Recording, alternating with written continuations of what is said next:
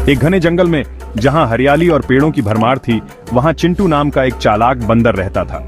चिंटू बहुत ही चतुर और समझदार था। वह हमेशा अपने आसपास की चीजों को ध्यान से देखता और समझता था। उसकी चालाकी और बुद्धिमानी के कारण जंगल के अन्य जानवर भी उसकी बहुत इज्जत करते थे। चिंटू का सबसे अच्छा दोस्त था मोती, एक भोला गधा। मोती बहुत ही सीधा साधा और ईमानदार था। वह हमेशा सच बोलता था और कभी किसी को धोखा नहीं देता था। उसकी सादगी और ईमानदारी के कारण जंगल के सभी जानवर उसे बहुत पसंद करते थे। चिंटू और मोती की दोस्ती बहुत गहरी थी।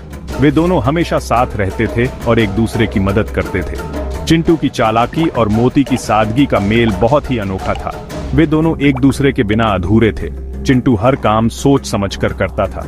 वह हमेशा अपने दिमाग का इस्तेमाल करता और किसी भी समस्या का हल निकालता। मोती दूसरी ओर बहुत ही सरल और भोला था। वह हमेशा चिंटू की बात मानता और उसकी सलाह पर चलता। मोती की सादगी और ईमानदारी के कारण चिंटू उसे बहुत पसंद करता था। वे दोनों एक दूसरे के बिना नहीं रह सकते थे। उनकी दोस्ती की मिसाल पूरे जंगल में दी जाती थी। चिंटू और मोती हमेशा साथ खेलते थे। वे जंगल में इधर उधर घूमते, पेड़ों पर चढ़ते और एक दूसरे के साथ मस्ती करते। उनकी दोस्ती इतनी गहरी थी कि वे एक दूसरे के बिना एक पल भी नहीं रह सकते थे। वे हमेशा एक दूसरे की मदद करते थे। अगर चिंटू को किसी चीज की जरूरत होती तो मोती तुरंत उसकी मदद के लिए तैयार हो जाता, और अगर मोती को किसी चीज की जरूरत होती तो चिंटू भी उसकी मदद के लिए हमेशा तैयार रहता। एक दिन जंगल में भयंकर अकाल पड़ गया।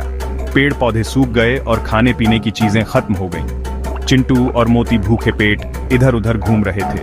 उन्हें कुछ खाने को नहीं मिल रहा था और वे बहुत परेशान थे।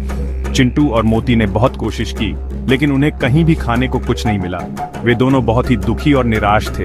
उनकी हालत बहुत खराब हो गई थी। चिंटू ने मोती से कहा, दोस्त, हमें हार नहीं माननी चाहिए। हमें मिलकर इस समस्या का हल निकालना होगा। मोती ने चिंटू की बात मानी और दोनों ने मिलकर खाने की तलाश जारी रखी। अंत में उनकी मेहनत रंग लाई और उन्हें खाने के लिए कुछ फल और पत्ते मिल गए। वे दोनों बहुत खुश हुए और अपनी दोस्ती की ताकत को समझा। इस तरह चिंटू और मोती ने मिलकर हर मुश्किल का सामना किया और अपनी दोस्ती को और भी मजबूत बनाया।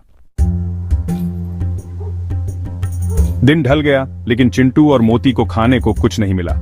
पेड़ सूख गए थे, नदी भी सूख गई थी, जानवर भूख से व्याकुल थे। मोती उदास होकर बोला, चिंटू, अब हम क्या करेंगे? मुझे बहुत भूख लगी है। चिंटू सोच में पड़ गया। उसे कोई उपाय सोचना था। मोती परेशान हो रहा था, लेकिन चिंटू शांत था। चिंटू पेड़ से उतरा। वह अपने दोस्त मोती से मिलने के लिए बहुत उत्साहित था। चिंटू एक चालाक और नटखट बंदर था, जबकि मोती एक भोला और मासूम गधा था। दोनों की दोस्ती बहुत गहरी थी और वे हमेशा एक दूसरे की मदद करते थे। और बोला, मोती, घबराओ मत, मेरे पास एक शानदार योजना है। मोती ने चिंटू की ओर देखा और उसकी आंखों में चमक आ गई। वह जानता था कि चिंटू की योजनाएं हमेशा मजेदार और रोमांचक होती हैं। चिंटू ने धीरे से मोती के कान में फुसफुसाया, हम गांव के पास वाले खेत में जाकर गन्ने खा सकते हैं। मोती ने उत्सुकता से पूछा, क्या योजना है चिंटू? हमें कैसे पता चलेगा कि किसान वहां नहीं होगा? मोती ने उत्सुकता से पूछा, क्या योजना है चिंटू? हमें कैसे पता चलेगा कि किसान वहां नहीं होगा? चिंटू ने मुस्कुराते हुए कहा, मैंने सब कुछ सोच लिया है। चिंटू ने बताया, गांव के पास एक खेत है, वहां बहुत सारे गन्ने लगे हैं, हम वहां जाकर गन्ने खा सकते हैं। मोती ने थोड़ी चिंता के साथ पूछा, लेकिन किसान हमें भगा देगा? चिंटू ने मोती को समझाया, वहां बहुत सारे गन्ने लगे हैं, किसान दिन में खेत में काम करता है और रात को घर चला जाता है, हम रात में जाकर गन्ने खा सकते हैं, हम वहां जाकर गन्ने खा सकते हैं। मोती ने थोड़ी चिंता के साथ पूछा, लेकिन किसान हमें भगा देगा? चिंटू ने आश्वस्त किया, चिंता मत करो, मैं किसान को संभाल लूंगा। मोती थोड़ा डरा, लेकिन किसान हमें भगा देगा? चिंटू ने आश्वस्त किया, चिंता मत करो, मैं किसान को संभाल लूंगा। मोती ने चिंटू की बात पर भरोसा किया और दोनों ने योजना बनाने शुरू कर दी। चिंटू ने आश्वस्त किया, चिंता मत करो, मैं किसान को संभाल लूंगा। मोती ने चिंटू की बात पर भरोसा किया और दोनों ने योजना बनाने शुरू कर दी। चिंटू ने मोती को बताया कि वे कैसे खेत में जाएंगे और गन्ने खाएंगे। तुम बस मेरी बात मानो, चिंटू ने कहा, हम रात को खेत में जाएंगे जब किसान सो रहा होगा, हम चुपचाप गन्ने खाएंगे और फिर वापस आ जाएंगे। मोती ने सिर हिलाया और कहा, ठीक है चिंटू, मैं तुम्हारी बात मानूंगा। मोती को चिंटू पर भरोसा था। वह जानता था कि चिंटू की योजनाएं हमेशा सफल होती हैं। दोनों ने अपनी योजना को अंतिम रूप दिया और रात का इंतजार करने लगे। वे दोनों खेत की ओर चल दिए। रात का समय था और चारों ओर सन्नाटा था। चिंटू और मोती धीरे धीरे खेत की ओर बढ़े।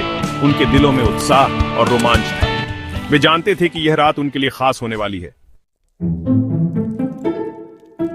रात का अंधेरा छा गया था।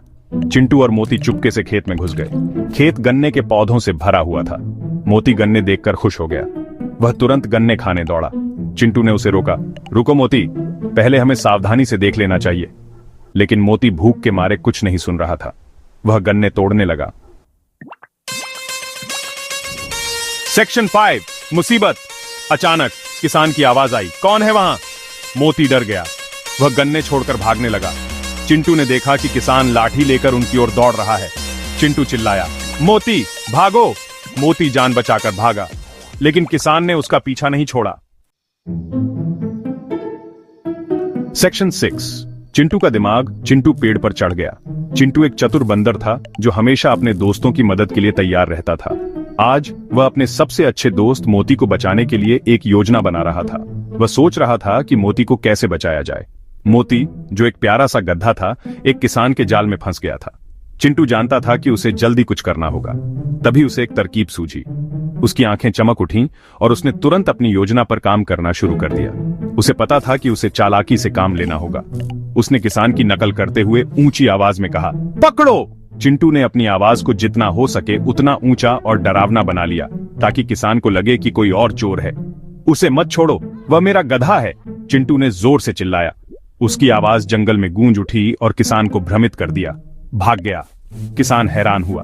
उसने सोचा कि कोई दूसरा चोर है जो उसके गधे को चुराने की कोशिश कर रहा है। किसान की आंखें चौड़ी हो गईं और वह इधर उधर देखने लगा। उसने सोचा कि कोई दूसरा चोर है। किसान ने अपने चारों ओर देखा, लेकिन उसे कुछ भी दिखाई नहीं दिया। वह उलझन में था और समझ नहीं पा रहा था कि क्या हो रहा है। वह मोती का पीछा छोड़कर उस आवाज की तरफ भागा। चिंटू की योजना काम कर गई थी। किसान ने मोती को छोड़ दिया और उस आवाज की दिशा में दौड़ पड़ा। चिंटू ने राहत की सांस ली और जल्दी से मोती के पास पहुंचा। उसने मोती को जाल से बाहर निकाला और दोनों दोस्त खुशी खुशी जंगल में भाग गए। सेक्शन 7 राहत की सांस। मोती भागकर चिंटू के पास आ गया। वह हाँफ रहा था। चिंटू ने उसे नीचे उतारा और कहा, चलो यहां से जल्दी चले जाते हैं। वे दोनों जंगल की ओर भागे। पीछे से किसान की आवाज आ रही थी, लेकिन वह उन्हें पकड़ नहीं सका। चिंटू और मोती सुरक्षित जंगल में पहुंच गए। सेक्शन 8 दोस्ती की मिठास। मोती ने राहत की सांस ली। उसने चिंटू से कहा, तुमने मेरी जान बचाई चिंटू, तुम बहुत चालाक हो। चिंटू मुस्कुराया, और तुम बहुत भोले हो मोती, लेकिन चिंता मत करो, मैं हमेशा तुम्हारी रक्षा करूंगा। वे दोनों गले मिले। उन्हें अपनी दोस्ती पर गर्व था। सेक्शन 9 सीख। उस दिन चिंटू और मोती ने एक महत्वपूर्ण सबक सीखा। उन्होंने सीखा कि चतुराई और सादगी का मेल हर मुश्किल को आसान बना सकता है। चिंटू की चतुराई और मोती की सादगी ने मिलकर उन्हें उस रात मुसीबत से बचा लिया था।